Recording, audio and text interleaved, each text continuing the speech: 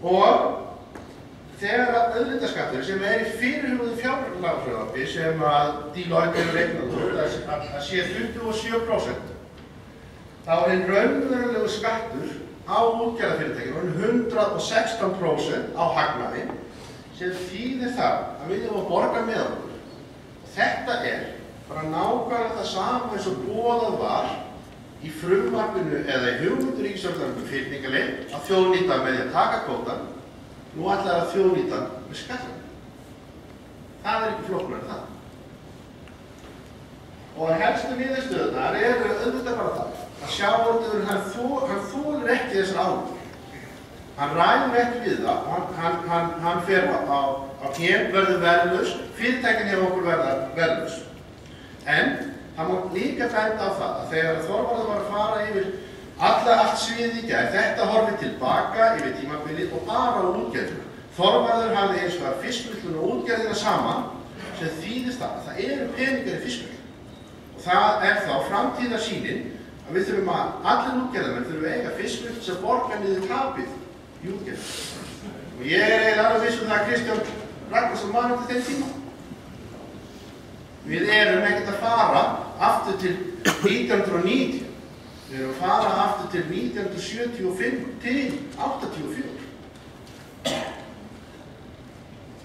Og af því að Jón Bjarnason var á kjördæmaviku fyrir vestan, þá gerum ráð fyrir því að hann hafi sagt fólkinu í sjávarbyggðunum frá því hvað fælist í þessu frumvarpi. Og afleiðingin sjálfsagt svo að við verðum að lækka laun, við verðum að skerða þjónustuna, eða sem sagt kaupa minni þjónustu, við verðum að halda skipunum minna við og sjávarútvegurinn kólnar niður með þessum hætti. Og af því að ég reiknaði út að það ekki alveg 100% sami útreikningur að baki. Oddný Harðardóttir, hún út í Vestmannaeyjum og þá talaði það hvað henni finnist vera sanngjarnt að sjávarútvegurinn greiddi auðlindaskatt. Ég reiknaði yfir Orkuveitu Reykjavíkur þannig að hún gæti staðið undir skuldbindingu sínum, borga niður lánin, borga niður fjárfestinguna og haldið sjálfur sér við. Það samsvarandi því að Orkuveita Reykjavíkur þarf að hækka gjaldskrá sína 121%.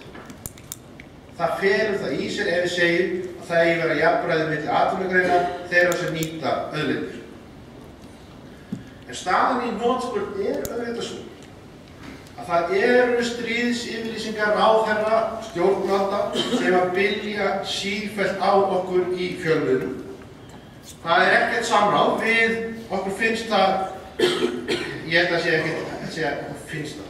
Það þannig að tengslin við stjórnvalda og þeirra sem starfa í greininni eru lítil, samráðið ekkert, það eru rökin sem hafa dunið á stjórnvöldum undanfarna mánuði, þau skipta engu máli. Þá bara farið ný leið að því sama markmiði að þjóðnýta og það eru enga kannanir eða rannsóknir afleiðingar. Ef þær eru, þá farið efast eins og Axel Hall sagði allir hæfi þeirra sem að skrifa.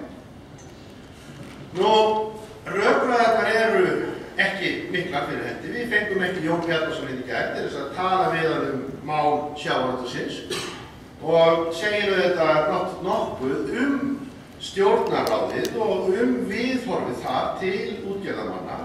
Forsætisráðherra svarar ekki bréfum, en ég veit það af því að Eggert talaði fótbolta á jóladagi fyrir heimsstyrjöldinni 1914. Jón Bjarnason á annan jóladag.